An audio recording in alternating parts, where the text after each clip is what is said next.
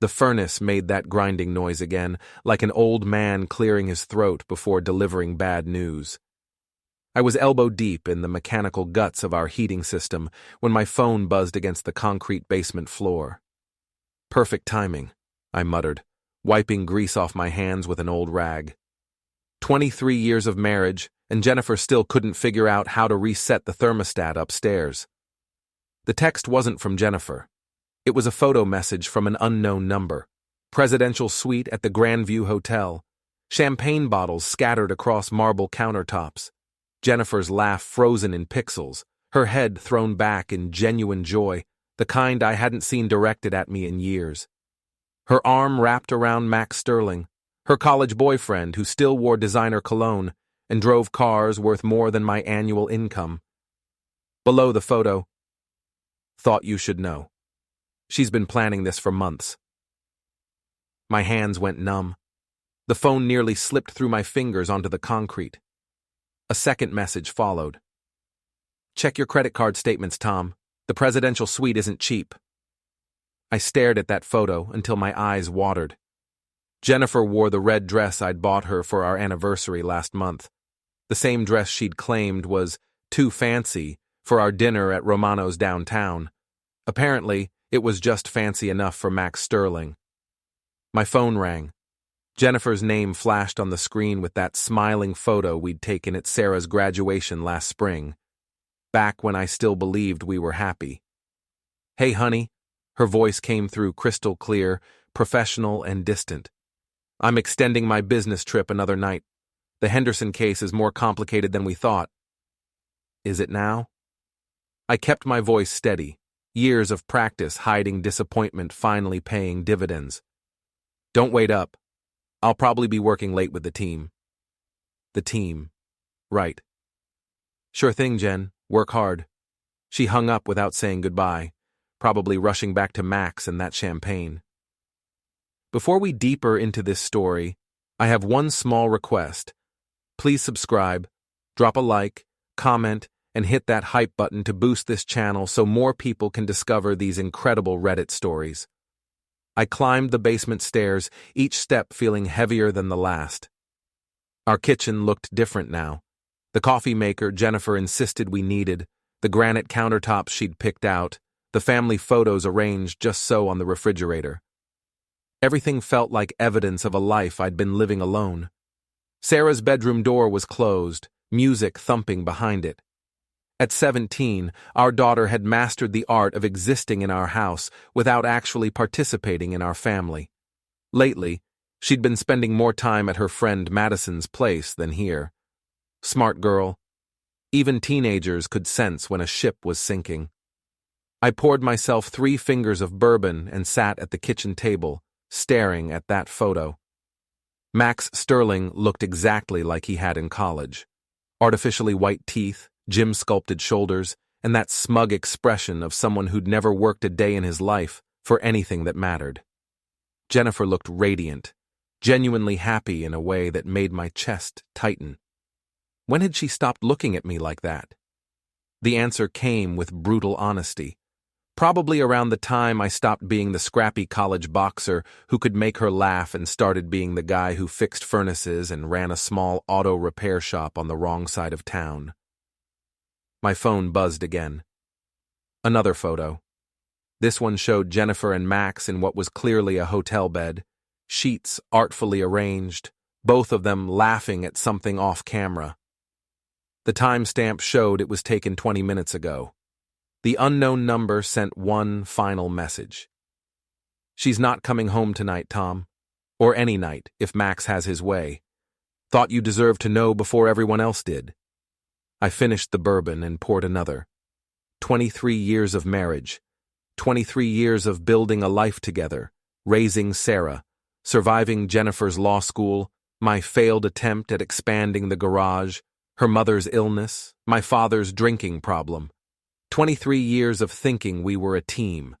Apparently, I'd been playing solo for longer than I realized. The front door opened around 11. Sarah's voice carried from the entryway. "Dad, you still up?" "Kitchen," I called back, sliding my phone into my pocket. Sarah appeared in the doorway, still wearing her Riverside High soccer uniform. Her dark hair was pulled back in a messy ponytail, and she had that particular expression teenagers wore when they were about to deliver news they knew you wouldn't like. Madison's mom invited me to go with them to their lake house this weekend, she said, not quite meeting my eyes. It's kind of a last-minute thing. What about the family dinner we planned? Sarah shifted uncomfortably.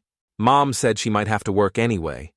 And honestly, Dad, things have been kind of weird around here lately. Out of the mouths of babes.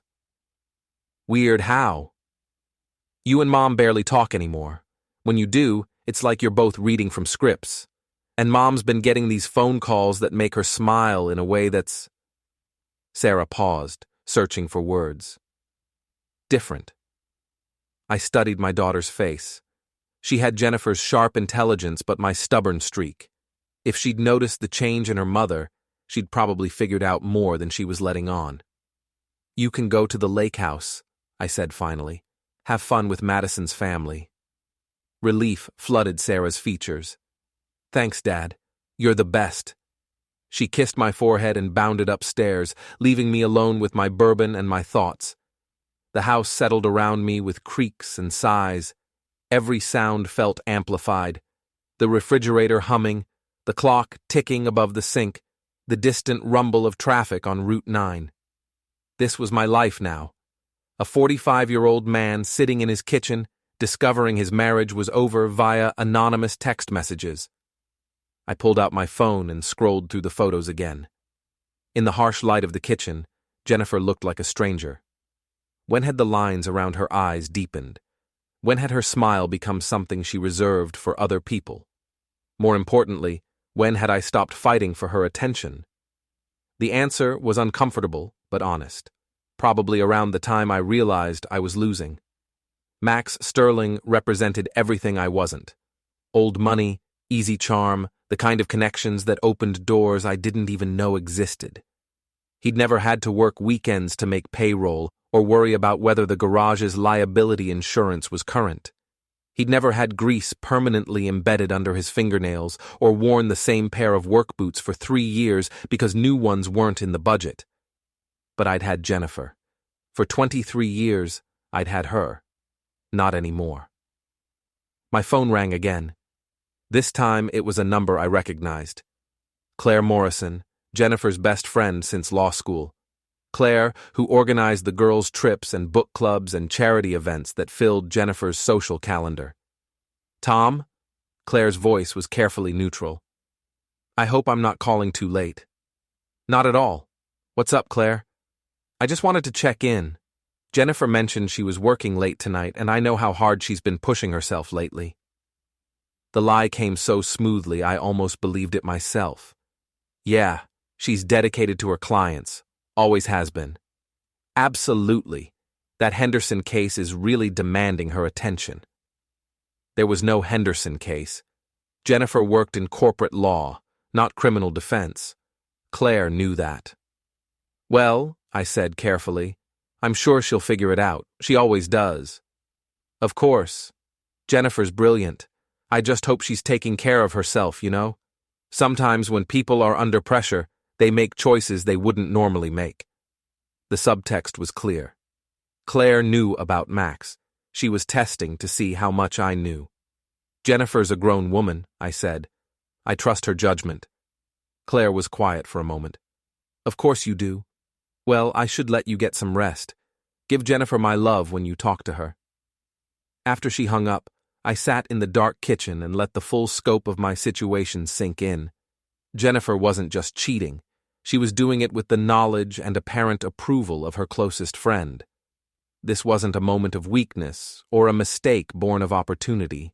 This was planned, orchestrated, a deliberate dismantling of our marriage while I fixed furnaces and balanced the garage's books. The bourbon was gone. The house was quiet. Sarah was probably texting her friends or scrolling through social media, living in the digital world where teenagers felt most comfortable. I climbed the stairs to our bedroom, my bedroom, apparently, and sat on the edge of the bed Jennifer and I had shared for over 2 decades. Her side was perfectly made, pillows fluffed just so. My side looked like I'd been tossing and turning for weeks. Because I had been. Somewhere in the back of my mind, I'd known something was wrong. The late nights at the office, the new clothes, the way Jennifer's attention seemed focused on something just beyond my shoulder when we talked. I'd told myself it was work stress or middle-age restlessness, or any of the dozen explanations that let me avoid confronting the truth. Jennifer was leaving me. Had already left, really. The question now was what I planned to do about it. I could play the wounded husband, beg her to come home, promise to change in whatever ways she demanded. I could pretend I didn't know about Max and wait for her to confess, then graciously forgive her and suggest marriage counseling. Or I could do something else entirely. I pulled out my phone and scrolled through my contacts until I found Frank Rodriguez's number. Frank had been my boxing coach back in college, before life got complicated and responsibility replaced ambition. These days, he ran a gym above Murphy's liquor store and still answered his phone no matter what time you called. "Tommy boy," Frank's gravelly voice came through after 2 rings. "Either you're in trouble or you're drunk. Which is it?" "Both, probably." Frank chuckled. "Come by the gym tomorrow morning. We'll figure it out." Frank's gym smelled like sweat, old leather, and broken dreams. It was the kind of place where men came to work out their frustrations on heavy bags and speed bags, where the mirrors were cracked and the equipment was older than most of the guys using it. I found Frank in his office, a cramped space behind the main gym floor that served as his command center. He was reviewing membership payments, his reading glasses perched on the end of his nose like a scholar studying ancient texts. "You look like hell," he said, without looking up from his paperwork. "Feel worse." Frank closed the ledger and leaned back in his chair, studying me with the same intensity he'd once used to analyze my footwork in the ring. "Jennifer? How'd you guess? 23 years of marriage, and you show up here at 7 in the morning looking like you've been hit by a truck. Either she's sick or she's stepping out." I told him everything. The photos, the lies, Max Sterling, Claire's fishing expedition. Frank listened without interrupting, occasionally nodding or making small sounds of acknowledgement. When I finished, he was quiet for a long moment. "You know what your problem is, Tommy? Besides the obvious? You've been playing defense your whole marriage. Jennifer goes to law school. You support her. She wants to move to the suburbs. You buy the house.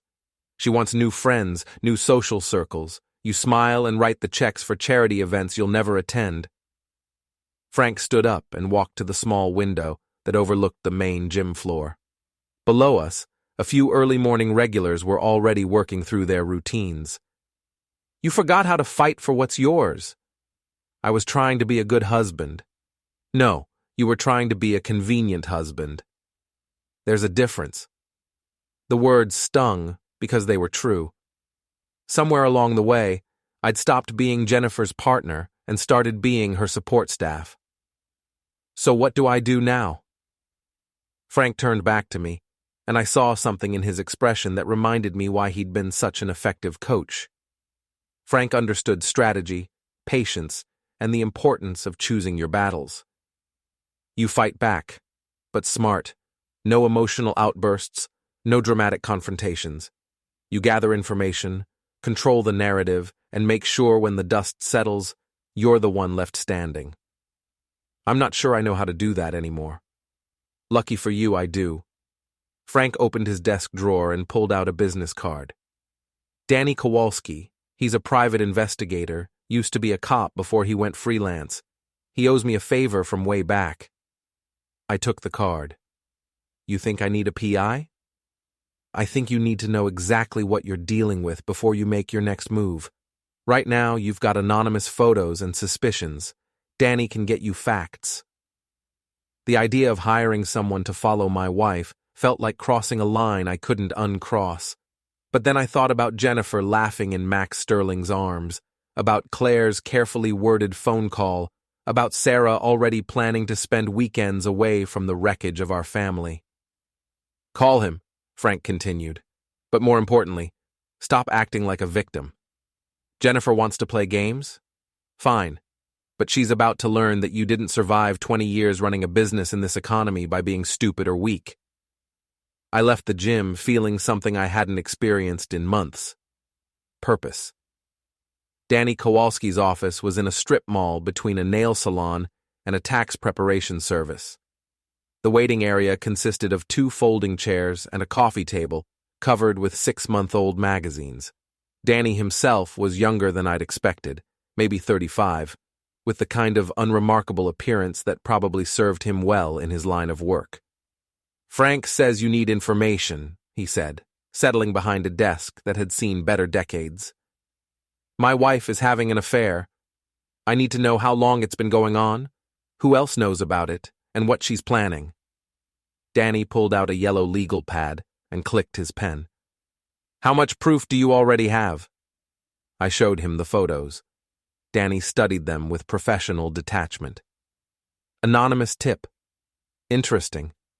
Someone wants you to know about this, but they don't want to be identified. That suggests either a guilty conscience or a personal agenda. What do you mean? Could be someone who thinks you deserve better. Could be someone who has their own reasons for wanting to cause trouble for your wife or her boyfriend. We'll figure that out. Danny quoted his rates, reasonable, considering what he was offering.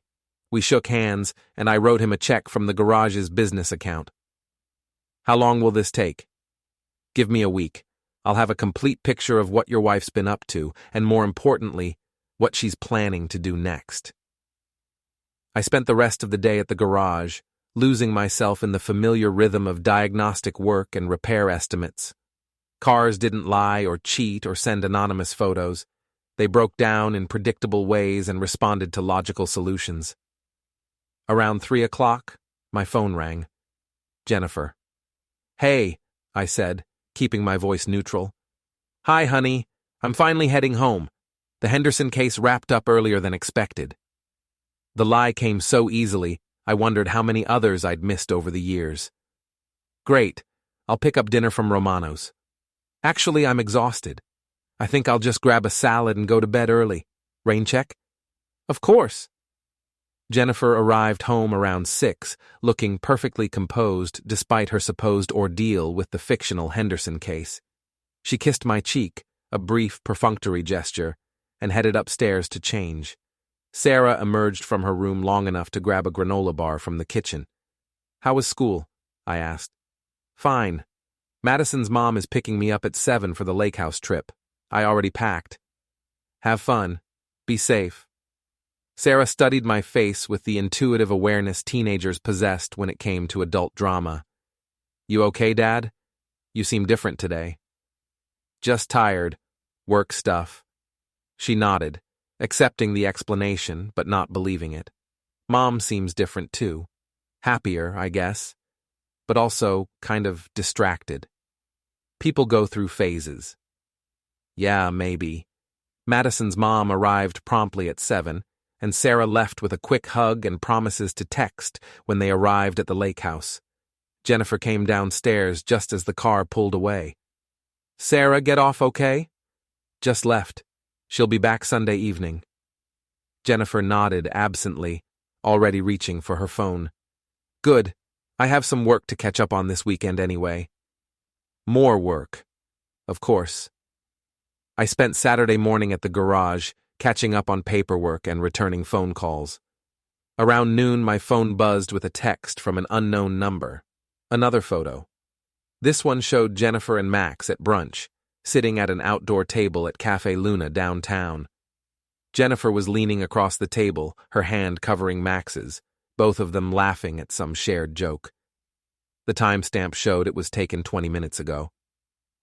I drove downtown and parked across the street from Cafe Luna. Sure enough, Jennifer's BMW was in the restaurant's parking lot, right next to Max's ridiculous red sports car. Through the cafe's large windows, I could see them clearly. Jennifer looked radiant, animated in a way I hadn't seen in years. Max was performing for her, gesturing dramatically as he told some story that had her practically glowing with amusement. They looked like people falling in love. My phone rang. Frank. You doing anything stupid right now? Sitting in my truck, watching my wife have brunch with her boyfriend. That qualifies as stupid. Come back to the gym. I need to see this, Frank. No, you need to think strategically. Sitting in a parking lot feeling sorry for yourself isn't going to solve anything. He was right, but I couldn't make myself start the truck. Tommy, listen to me. Right now, you have the advantage because Jennifer doesn't know that you know. The minute you confront her, you lose that advantage. Don't waste it on a dramatic scene in a restaurant parking lot. I watched Jennifer throw her head back and laugh at something Max said. The sound carried across the street, clear and joyful. This hurts, Frank. I know it does. But pain is just information. Use it. I started the truck and drove back to the gym. Frank was waiting for me with boxing gloves and a heavy bag. Work it out, he said simply. For the next hour, I pounded that bag like it owed me money. Every punch carried months of frustration, disappointment, and growing suspicion. By the time I was finished, my hands were sore and my shirt was soaked with sweat, but my head was clearer than it had been in weeks. Better? Frank asked. Getting there. Good, because Danny called while you were beating up my equipment. He wants to meet tomorrow morning. Says he's got information you need to hear. That evening, Jennifer came home around 8 with shopping bags from 3 different stores. She'd bought new clothes, expensive perfume, and a piece of jewelry I didn't recognize. Retail therapy, she explained, when I raised an eyebrow at the bags. I've been working so hard lately. I thought I deserved a treat. Absolutely. You work hard. Jennifer smiled, the first genuine smile she'd directed at me in weeks, and I realized she was relieved that I wasn't asking questions about her day. She had no idea I already knew the answers. Danny Kowalski's report was thorough, professional, and devastating. Jennifer and Max had been in contact for 8 months, starting with innocent messages on social media that gradually escalated to phone calls, secret meetings, and eventually the physical relationship documented in the anonymous photos. But that wasn't the worst part. Your wife has been consulting with a divorce attorney, Danny said, sliding a folder across his desk. Margaret Chen specializes in high-asset divorces. They've met 3 times in the past month. I opened the folder and found photocopies of Jennifer's calendar, credit card statements, and bank records. The evidence painted a picture of systematic preparation. She's been moving money, I continued reading. Small amounts, but consistent. Always to an account I don't have access to. It gets worse. She's been documenting what she calls your emotional unavailability and financial irresponsibility. Apparently, she's been keeping a journal. Danny handed me another set of photocopies. Jennifer's handwriting filled page after page with carefully crafted complaints about our marriage. According to her version of events, I was distant, unsupportive, and increasingly difficult to live with. She's building a case, I said, a strong one. If this goes to court, she's going to argue that the marriage has been over for years, that you've been neglectful and possibly emotionally abusive, and that she deserves the majority of your shared assets. I thought about our house, the garage, the savings account we'd built together over 2 decades. Jennifer was planning to take it all. There's more, Danny said. The anonymous photos you received, they came from Claire Morrison. That stopped me cold. Jennifer's best friend? Former best friend, apparently. I did some digging into Ms. Morrison's background. Turns out she and your wife had a falling out about 6 months ago. Something about a business opportunity that went south. Danny pulled out another file. Claire invested in a boutique consulting firm that Jennifer was supposed to help launch. When Jennifer pulled out to focus on her relationship with Max, Claire lost a significant amount of money. The pieces were falling into place. Claire hadn't sent those photos out of concern for me. She'd sent them to cause problems for Jennifer. So what's Claire's endgame? Revenge, most likely. She wants Jennifer's affair exposed, her reputation damaged, her new relationship destroyed. You're just the weapon she's using to do it. I sat back in my chair, processing the scope of the betrayal. My wife was cheating, planning to divorce me, and building a legal case to justify taking everything we'd built together. Her best friend was manipulating me to get revenge for some business deal gone wrong. And I was sitting in a private investigator's office, paying to document the destruction of my own life. What do you recommend? Danny leaned forward, his expression serious. You need to act fast. Your wife is planning to file for divorce within the next month. Once she does, everything changes. Right now, you still have some control over the situation. What kind of control? Financial, for starters. You're still married, which means you have legal access to all joint accounts and assets. You can protect yourself. And personally? Danny smiled, and I caught a glimpse of why Frank had recommended him. That depends on how much you want to fight back. I left Danny's office with a plan and a sense of purpose I hadn't felt in months. Jennifer wanted to play games. Fine. But she was about to learn that underestimating me was a mistake. My first stop was the bank. I withdrew half of our joint savings, my legal right as a co-account holder, and opened a new account in my name only. Then I visited our financial advisor and restructured our investments, protecting my portion of our shared portfolio.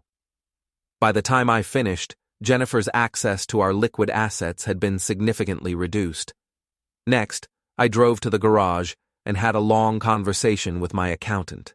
The business was mine, established before our marriage, but Jennifer might try to claim it as marital property. We spent 2 hours reviewing documentation and preparing defenses. Finally, I called my own attorney, not the family lawyer Jennifer and I had used for wills and house purchases, but a specialist in contested divorces that Frank had recommended. Tom Bradley, I said when she answered. I need to discuss protecting my interests in what's likely to be a difficult divorce. Rachel Martinez was everything Jennifer's divorce attorney probably wasn't: direct, aggressive, and completely uninterested in preserving anyone's feelings. Tell me everything, she said. I did. When I finished, Rachel was quiet for a moment. Your wife has been planning this for months, but she's made some mistakes. The secret account, the documented affair, the attempt to manipulate the narrative. It all works in your favor if we handle this correctly. What do you mean? She's trying to paint you as the bad guy to justify her behavior and her financial demands. But adultery is still adultery, and judges don't like spouses who hide assets while planning to file for divorce. Rachel explained the strategy: document everything, protect my assets, and prepare for Jennifer to escalate when she realized her advantage had disappeared. She's going to be angry when she finds out you know about the affair and the divorce planning, Rachel warned. People make mistakes when they're angry. We'll be ready. I spent the weekend in a strange state of calm preparation. Sarah was still at the lake house, Jennifer was presumably with Max, and I was alone in our house, systematically protecting everything I'd worked to build. Sunday evening, Jennifer came home looking relaxed and happy. She'd spent the weekend at a spa retreat with some friends from work. Another lie, but I let it pass without comment. How was your weekend? She asked, settling onto the couch with a glass of wine. Quiet. Caught up on some paperwork for the garage. Good. You work too hard, Tom. You should take more time for yourself. The irony was breathtaking. Jennifer was planning to divorce me, take half our assets, and destroy our family, but she was concerned about my work-life balance. I've been thinking about that, I said carefully. Maybe it's time to make some changes. Jennifer looked up sharply. What kind of changes? Nothing dramatic, just reorganizing some things, making sure I'm prepared for whatever comes next. She studied my face, and for a moment, I wondered if she suspected that I knew about her plans. But then she smiled and turned back to her wine. That sounds smart. It's good to be prepared. Monday morning brought the first sign that my weekend activities had been noticed. Jennifer called me at the garage, her voice tight with controlled anger. Tom, I tried to access our savings account this morning, and the balance is wrong. Wrong how? Half the money is missing. I kept my voice casual. I moved some funds around, diversifying our investments, like our financial advisor suggested. Without discussing it with me? It's our money, Jen. I have just as much right to manage it as you do. There was a long pause. We need to talk about this when you get home. Of course, we should definitely talk. That evening's conversation was our first honest exchange in months, though neither of us acknowledged it directly. Jennifer was furious about the money but couldn't explain why without revealing her own financial preparations. I was calm and reasonable, which only made her angrier.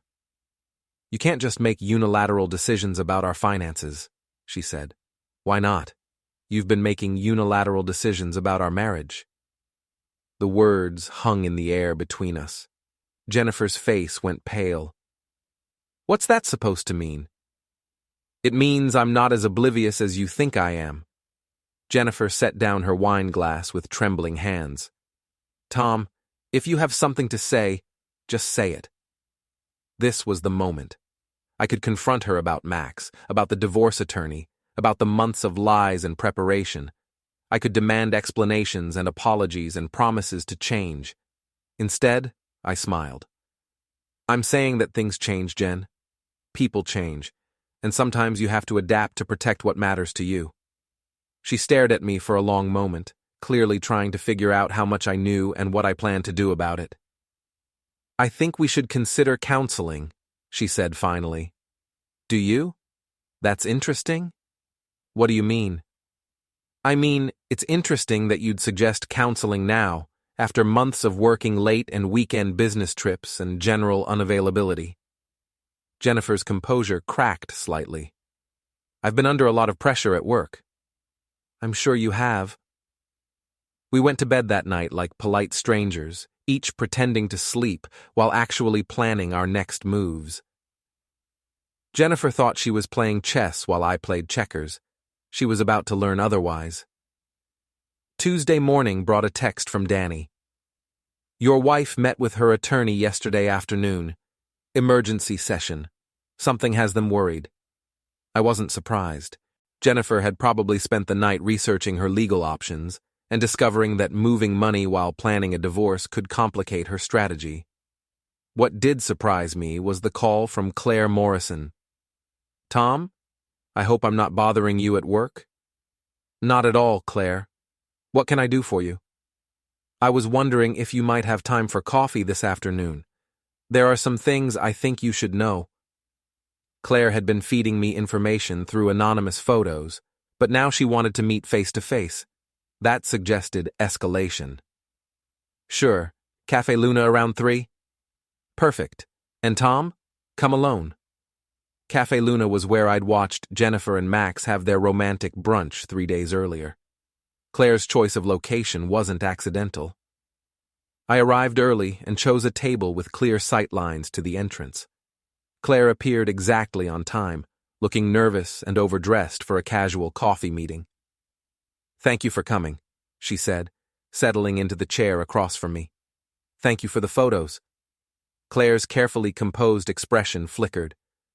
I don't know what you mean. Sure you do. Anonymous messages, perfect timing, inside knowledge of Jennifer's schedule. It wasn't hard to figure out. Claire was quiet for a moment, then sighed. How long have you known? About the photos? A few days? About Jennifer and Max? About a week. And you haven't confronted her? Not yet. Claire leaned forward, her voice dropping to a whisper. Tom, there are things you don't know. Jennifer isn't just having an affair. She's planning to destroy you. Over the next hour, Claire laid out a story of betrayal that went deeper than I'd imagined. Jennifer hadn't just been planning a divorce. She'd been systematically undermining my reputation in their social circle, spreading stories about my supposed drinking problem, my financial irresponsibility, and my emotional instability. She's been setting you up for months, Claire said, making sure that when the divorce happens, everyone will see her as the victim and you as the problem. Why are you telling me this? Claire's expression hardened. Because Jennifer cost me everything. We were supposed to be partners in a consulting business. I invested my inheritance, my savings, everything I had. Then she met Max and decided she didn't need a career anymore. She just needed a rich husband. So this is revenge. This is justice.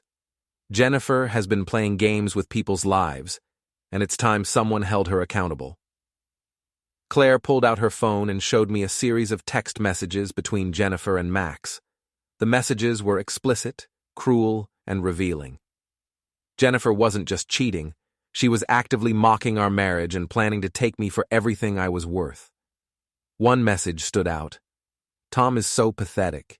He probably won't even fight the divorce. 20 years of marriage, and he still thinks I respect him. Another.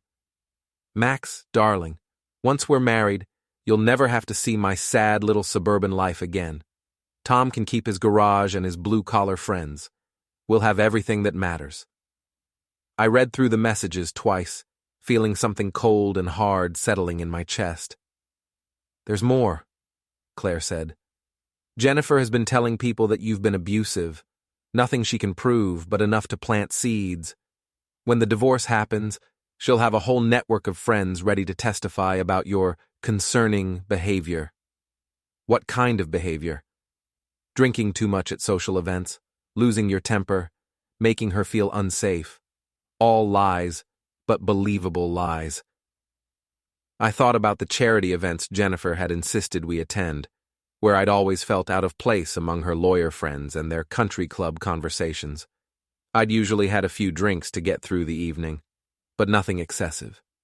Jennifer had apparently been reframing my discomfort as evidence of a drinking problem.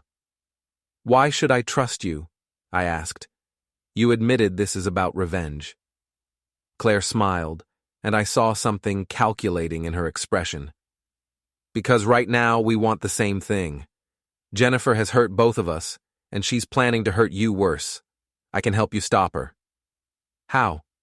I still have access to some of her accounts, social media, email, some financial information. Jennifer trusted me with passwords before our friendship ended. Claire pulled out a tablet and showed me Jennifer's private social media accounts, her email correspondence with Max and her divorce attorney, and financial records that documented her systematic preparation for ending our marriage. This is illegal, I said. So is adultery. So is hiding assets during marriage. So is planning to commit perjury in divorce proceedings. Claire had a point. Jennifer had been playing by her own rules for months. Maybe it was time I did the same. What do you want in return? I want Jennifer to lose everything she thinks she's going to gain. Her relationship with Max, her reputation, her financial security.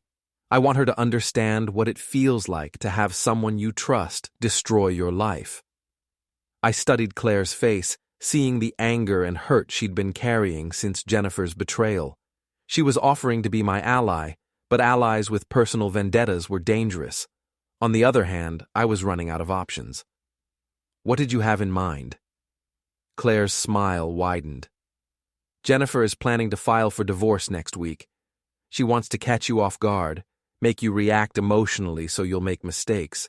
But what if we caught her off guard instead? How? What if Max found out about Jennifer's real financial situation? What if he learned that the lifestyle she's been promising him doesn't actually exist? I thought about our house, our savings, the garage. Jennifer had been living like we were wealthier than we actually were, probably trying to impress Max with a standard of living we couldn't sustain. You think he'd lose interest? Max Sterling has never worked a day in his life. He's looking for a woman who can maintain the lifestyle his trust fund provides. If he finds out Jennifer comes with financial obligations instead of financial assets. Claire didn't need to finish the thought. Max was a parasite looking for a host. If Jennifer couldn't provide the comfortable life he expected, he'd move on to someone who could. How do we make that happen? Leave that to me. I still have some connections in their social circle. A few carefully placed comments about your financial troubles, Jennifer's spending habits, the garage's struggles. It was manipulation, but it was also true. The garage was profitable but not wealthy. Our house had a mortgage. Our savings, while respectable, wouldn't fund the kind of lifestyle Max was accustomed to. Jennifer had been selling Max a fantasy. Claire was offering to expose it as reality. And if this works, if Max dumps Jennifer and she's left with nothing, then she'll be exactly where she tried to leave you. Alone, humiliated, and starting over. I finished my coffee and stood up. I need to think about this. Don't think too long, Tom. Jennifer is moving fast. If we're going to stop her, we need to act now. That evening, Jennifer was unusually attentive. She cooked dinner, asked about my day, and suggested we watch a movie together. It was the kind of domestic scene we hadn't shared in months. It was also completely artificial. Tom, she said during a commercial break, I've been thinking about our conversation last night. Which part? The part about making changes. Maybe we should talk to someone, a counselor or a financial planner or just someone objective. Jennifer was trying to regain control of the narrative. If she could get me into counseling, she could document my supposed problems and use them to support her divorce case. That's an interesting idea, I said. What kind of changes do you think we need to make? Well, we've grown apart over the years. We want different things, have different priorities. Maybe it's time to acknowledge that and figure out how to move forward. Move forward how? Jennifer took a deep breath. I think we should consider a trial separation. There it was. The opening move in her endgame. A trial separation, I repeated, just temporarily, to give us both space to figure out what we really want. And where would you go during this trial separation? I could stay with Claire for a while, or maybe rent a small apartment downtown closer to work, or move in with Max Sterling, more likely. That's a big step, Jen. I know, but I think it might be the best thing for both of us. I pretended to consider her proposal. Can I think about it?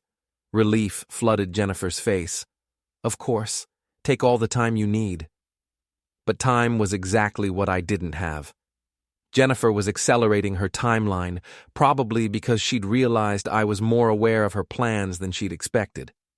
After she went to bed, I sat in the kitchen and made 2 phone calls.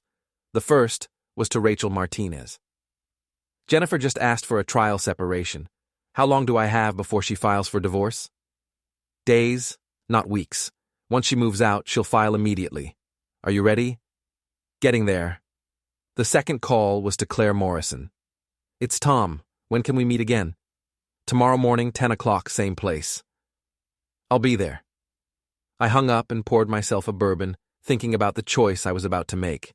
I could take the high road, let Jennifer have her divorce, split our assets fairly, and try to maintain some dignity in the process. Or I could fight back with every weapon available. Jennifer had made her choice months ago when she started planning my destruction. Now it was time to make mine. I raised my glass in a silent toast to the woman sleeping upstairs, the woman who thought she was about to win the game we'd been playing. She was about to learn that I'd been holding back my best moves. Claire was waiting for me at Café Luna with a laptop and a satisfied expression that made me nervous. I've been busy, she said without preamble, turning the screen toward me. The laptop displayed Max Sterling's social media profile. His latest post showed him at an expensive restaurant with Jennifer, both of them looking disgustingly happy. But the comments below the photo told a different story. Wow, Max. Didn't know you were dating someone with kids and a mortgage. Hope she's worth the downgrade from the penthouse lifestyle, buddy. Heard her husband owns a garage. Very blue collar. Someone's been spreading information, I observed. Claire smiled. Amazing how quickly gossip travels in certain social circles. Max's friends are very interested in his romantic choices, especially when those choices might affect his financial situation. I scrolled through more comments. Claire had been thorough. Every detail of Jennifer's real life was now public knowledge among Max's wealthy, judgmental friends. How did they react? Max is embarrassed, Jennifer is furious, and Max's mother called him yesterday to express her concerns about his new relationship. Claire pulled up another screen, showing text messages between Max and Jennifer. The tone had shifted dramatically from the loving exchanges I'd seen earlier. Max: "Did you tell me your house was paid off?" Jennifer: "It almost is, just a small mortgage." Max: $340,000 is not a small mortgage, Jennifer. Jennifer: "How do you know the exact amount?" Max: "People talk. My friends are asking questions I can't answer." Jennifer: "What kind of questions?" Max: "The kind that make me wonder what else you haven't told me." "They're fighting," I said, "constantly. Max is realizing that Jennifer comes with complications he didn't expect. A daughter, a mortgage, a husband who owns a business that could become his responsibility in a divorce. Will it work?" Claire's expression turned predatory. "It's already working. Max has been pulling back. Fewer calls, canceled dates, excuses about family obligations. Jennifer is panicking." My phone buzzed with a text from Jennifer. "Working late again tonight. Don't wait up." "She's trying to salvage the relationship," I said, desperately, which means she's making mistakes. Claire showed me Jennifer's credit card statements from the past week. Expensive dinners, designer clothes, jewelry, all charged to our joint account while she tried to win Max back. "She's spending money we don't have to impress a man who's losing interest," I observed, "and documenting her own irresponsible behavior in the process. Your divorce attorney will love these statements." I studied the numbers. Jennifer had spent more in the past week than I typically spent in 2 months. "There's something else," Claire said. "Jennifer has been telling people that you're having a breakdown. Drinking heavily, acting erratically, making threats." "What kind of threats?" "Nothing specific, but she's laying groundwork. If Max dumps her and the divorce goes badly, she wants people to believe you're dangerous." The implications were clear. Jennifer wasn't just planning to take my money, she was planning to destroy my reputation and potentially have me arrested on false charges. "We need to accelerate our timeline," I said. "Agreed. How do you feel about public humiliation?" I thought about Jennifer's text messages mocking our marriage, her systematic betrayal, her plans to destroy me financially and personally. "I'm warming up to the idea." Claire's smile was sharp as a razor. "Good. Because I have an idea that will solve both our problems." The plan was elegant in its simplicity. Jennifer's law firm was hosting their annual charity gala on Saturday night, a black tie event attended by the city's legal and business elite. Jennifer had been planning to attend with Max, introducing him to her professional colleagues as her new boyfriend. But Max had canceled that morning, citing a family emergency that everyone knew was fabricated. "She'll be there alone, trying to maintain her composure while everyone whispers about her personal life," Claire explained. "It's the perfect opportunity." "For what?" "To give her the public confrontation she's been trying to avoid." Claire's plan involved me showing up at the gala as Jennifer's supportive husband, playing the role of the devoted partner who was standing by his wife despite their difficulties. Then, at the right moment, I would make a speech that exposed everything: the affair, the divorce planning, the financial manipulation. "It's risky," I said. "If it goes wrong, I look like the unstable husband she's been describing. If it goes right, she looks like the cheating wife who's been lying to everyone." I spent the rest of the week preparing. Rachel Martinez helped me organize documentation of Jennifer's affair and financial deception. Danny Kowalski provided additional evidence of her secret meetings with divorce attorneys and asset transfers. Most importantly, I practiced my speech. Saturday evening, I put on my best suit and drove downtown to the Riverside Hotel. The charity gala was in full swing when I arrived, lawyers and judges and business leaders mingling in the hotel's grand ballroom, everyone dressed in their finest, and pretending to care about whatever cause was being celebrated. I spotted Jennifer immediately. She stood near the bar with several colleagues, looking elegant and composed despite the stress she'd been under. She was playing her role perfectly, the successful attorney enjoying a professional event. She hadn't seen me yet. I approached her group slowly, nodding to people I recognized from previous events. Jennifer's colleague Michael Chen noticed me first. "Tom, good to see you. Jennifer didn't mention you were coming." Jennifer turned, and I watched her face cycle through surprise, confusion, and carefully controlled panic. "Tom," she said, her voice steady despite the shock in her eyes. "What are you doing here?" "Supporting my wife, of course. This is an important night for your firm." I kissed her cheek, playing the devoted husband while she tried to figure out what game I was playing. "Ladies and gentlemen," the event coordinator announced, "dinner is served." We moved to our assigned table, where I charmed Jennifer's colleagues with stories about the garage and asked intelligent questions about their legal work. Jennifer sat beside me, smiling and nodding while radiating tension. "You're full of surprises tonight," she whispered during the salad course. "I've learned from the best." After dinner, the evening's program began with speeches from the charity's board members and the law firm's senior partners. Then came the moment I'd been waiting for. "Before we conclude tonight's program," the coordinator announced, "we have a special presentation from one of our community members." I stood up, straightening my tie. "Thank you. I'd like to say a few words about marriage, partnership, and the importance of honesty in our relationships." Jennifer's face went white.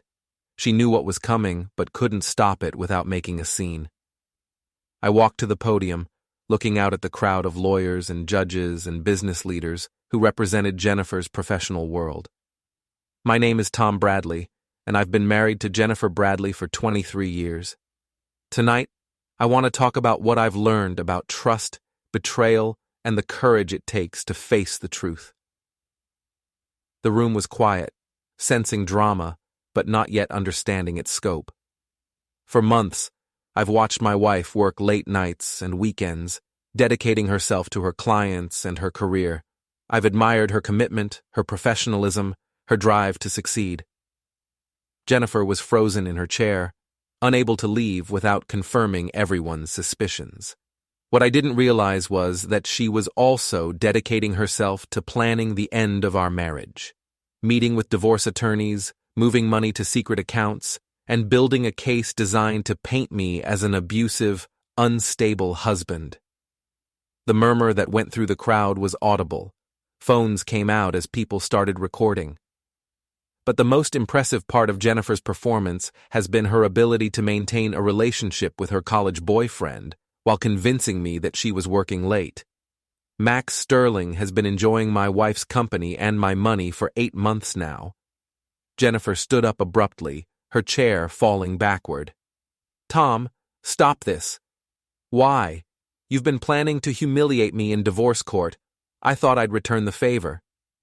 I pulled out my phone and activated the speaker, playing one of the audio recordings Danny had obtained of Jennifer and Max discussing their plans for my financial destruction. Jennifer's voice filled the ballroom. "Tom is so pathetic. He probably won't even fight the divorce. 20 years of marriage, and he still thinks I respect him." The room erupted. Jennifer pushed through the crowd toward the exit, but I wasn't finished.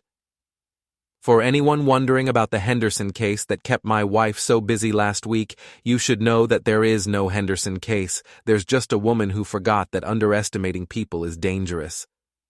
I stepped away from the podium as the crowd exploded into conversation.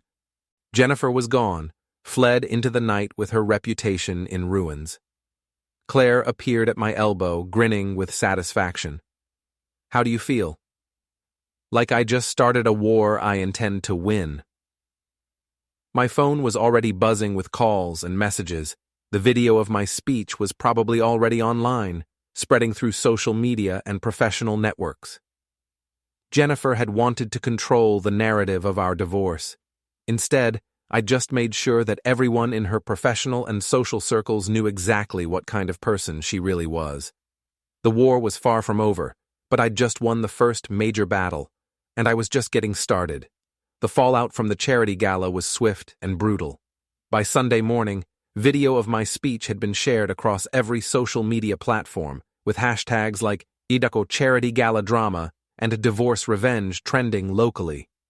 Jennifer's professional reputation was in ruins, her relationship with Max was over, and her carefully constructed plan to destroy me had backfired spectacularly. My phone hadn't stopped ringing since I got home Saturday night. "Tom, this is Rachel Martinez. We need to talk immediately. Jennifer filed for divorce this morning, and she's claiming you publicly harassed and threatened her." I wasn't surprised. Jennifer was in full damage control mode, trying to salvage something from the wreckage of her strategy. What's she asking for? Everything. The house, half your business, alimony, and a restraining order. She's claiming you've become unstable and potentially dangerous. Based on what evidence? The speech last night, primarily. She's arguing that publicly humiliating her demonstrates a pattern of escalating behavior. I met Rachel at her office Sunday afternoon, where we spent 3 hours preparing our response to Jennifer's filing. The evidence Danny had gathered proved that Jennifer had been planning the divorce for months, systematically hiding assets and building a false case against me. Her attorney is good, Rachel admitted, but she's working with fabricated evidence and a client whose credibility is now questionable. The video of your speech actually helps us. It shows you presenting facts, not making threats. What about the restraining order? We'll fight it. Jennifer left the house voluntarily after the gala, and there's no evidence of actual threats or violence. She's trying to establish a narrative that doesn't match the facts. Monday brought news that Jennifer had been placed on administrative leave from her law firm pending an investigation into her conduct. Apparently, using company resources to plan personal legal strategy was frowned upon in professional circles. Claire called with updates on Max Sterling's situation. He's telling everyone that Jennifer deceived him about her marriage and financial situation. His family is threatening to cut off his trust fund if he continues associating with her. So he's completely out of the picture? Completely. Jennifer has been calling him constantly, but he won't take her calls. She's lost everything: her boyfriend, her job, her reputation, and soon her marriage. Tuesday, I received a call from Sarah at college. She'd seen the videos online and wanted to hear my side of the story. "Dad, what the hell happened at that charity thing?" I explained the situation as carefully as I could, focusing on the facts rather than the emotions. Sarah listened without interrupting. "So Mom was cheating and planning to divorce you and take all your money?" "That's what the evidence shows."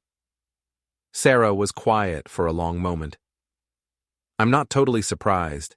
She's been different for months, and some of the things she said about you didn't make sense." "What kind of things?" "Just negative stuff.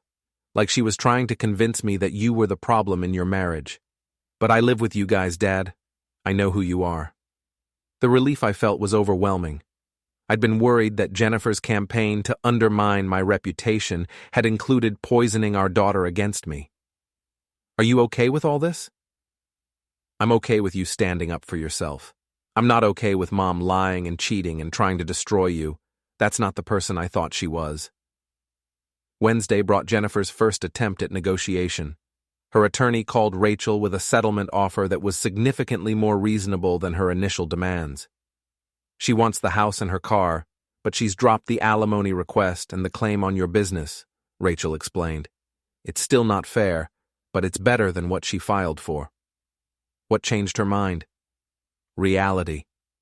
The video from Saturday night makes her look like the villain, not the victim. Her attorney knows that going to court with a client whose reputation is destroyed would be expensive and probably unsuccessful. I rejected the offer. Jennifer had spent months planning my destruction. She didn't get to negotiate her way out of the consequences now. Thursday, Danny called with interesting news. "Your wife has been trying to hire a different private investigator, She wants dirt on you to rebuild her case. Any luck? The guy she contacted is a friend of mine. He told her that investigating someone who's already exposed all the relevant facts publicly would be a waste of her money. Jennifer was getting desperate, which made her dangerous. Desperate people made unpredictable choices. Friday evening, she proved my point by showing up at the garage after hours. I was finishing up some paperwork when I heard her car in the parking lot. Through the office window, I watched her get out of her BMW and walk toward the building. She looked terrible, exhausted, stressed, and older than her 43 years. I unlocked the front door before she could knock. "Hello, Jennifer." "Tom, we need to talk." I figured. "Come in." She followed me into the office, looking around at the familiar space where she'd occasionally stopped by during our marriage. Now it felt like a foreign country to her. "I want to call a truce," she said without preamble. "Interesting. What did you have in mind?" "We drop all the hostility, negotiate a fair settlement, and try to preserve some dignity for both of us." I leaned back in my desk chair, studying her face. Jennifer looked defeated in a way I'd never seen before. "What happened to Max?" Jennifer's composure cracked slightly. "That's over. It was a mistake." "The affair was a mistake? Or getting caught was a mistake?" "All of it. The whole thing was a terrible mistake." "What about the divorce planning? The secret meetings with attorneys, the financial manipulation, the campaign to destroy my reputation? Were those mistakes too?" Jennifer sat down heavily in the chair across from my desk. "I was angry, Tom. I felt trapped in a marriage that wasn't making me happy, and I handled it badly." "You felt trapped, so you decided to cheat on me and steal half my assets while convincing everyone I was abusive?" "I never said you were abusive." I pulled out my phone and played one of the recordings Danny had obtained. Jennifer's voice filled the office. "Tom has been getting more aggressive lately. I'm starting to worry about what he might do if he finds out about Max." Jennifer closed her eyes. "Where did you get that?" "Does it matter? The point is, you weren't just leaving me, Jennifer. You were trying to destroy me." "I was protecting myself." "From what? I never threatened you, never hurt you, never gave you any reason to fear me. You were protecting yourself from the consequences of your own choices." Jennifer was crying now, but I felt no sympathy. She'd forfeited my compassion when she'd started planning my destruction. "What do you want, Tom?" "I want you to understand that actions have consequences. You wanted to play games with my life, my business, my relationship with our daughter. Now you get to live with the results." "So there's no room for forgiveness? For trying to rebuild something?" "Rebuild what? You spent 8 months systematically destroying our marriage while planning to take everything I've worked for. There's nothing left to rebuild." Jennifer stood up, wiping her eyes. "Fine. But this isn't over, Tom. I'll fight you in court if I have to." "Good luck with that. Your credibility is shot, your evidence is fabricated, and everyone knows you're a liar and a cheat. But please, by all means, keep fighting. It's only costing you money you don't have." After she left, I sat in my office for a long time, thinking about the conversation. Jennifer had looked genuinely broken, and part of me, a very small part, felt sorry for her. But then I remembered the recordings of her mocking our marriage, the evidence of her financial manipulation, the months of lies and betrayal. Jennifer had made her choices. Now she got to live with them. Saturday morning, Claire called with the final piece of news I'd been waiting for. Jennifer's attorney withdrew from the case yesterday. Apparently she can't afford the retainer for continued representation. So she's representing herself, or finding a cheaper lawyer. Either way, her legal position just got much weaker. I hung up and walked outside to my truck. The morning was crisp and clear, full of possibilities I hadn't felt in months. Jennifer had tried to destroy me, but instead, she'd destroyed herself. Her career was over, her reputation was ruined, her relationship with Max was finished, and her divorce case was falling apart. I'd won. But as I drove home, I realized that victory felt different than I'd expected. There was satisfaction, certainly, and relief that the threat to my life and business had been neutralized. There was also emptiness. 23 years of marriage were truly over. Sarah would grow up in a broken home.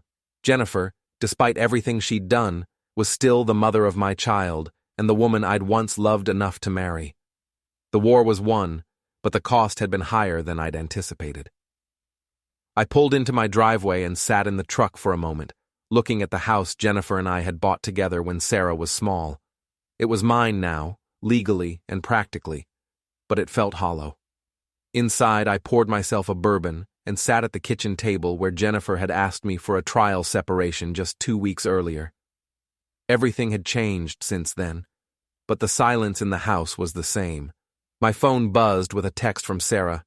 "Dad, I'm proud of you for standing up for yourself. See you next weekend." That helped. Whatever else happened, I still had my daughter's respect and love. I raised my glass in a toast to the empty kitchen. "To Jennifer Bradley," I said aloud, "who taught me that sometimes the only way to win is to be willing to lose everything." The bourbon burned going down, but it tasted like victory. And victory, I'd learned, was a dish best served with complete and total destruction of your enemy's ability to hurt you ever again. Jennifer had wanted to play games with my life. Game over. I won.